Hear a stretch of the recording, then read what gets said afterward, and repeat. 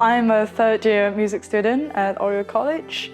I'm in my final year at the moment, and I really enjoy what I do. One of my biggest learnings from the Brightwings course was definitely public speaking. I've always thought I was a pretty good public speaker, especially as a conductor where you always have to speak to your musicians, until I went to the Brightwings course. And I realized that my speech and the way I present ideas sometimes lack structure. Having been to the Brightwings course really helped me to overcome that.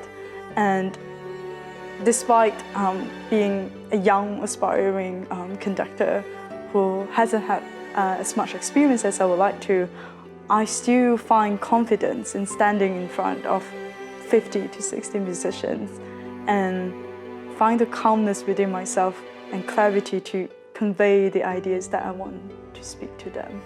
That was really helpful.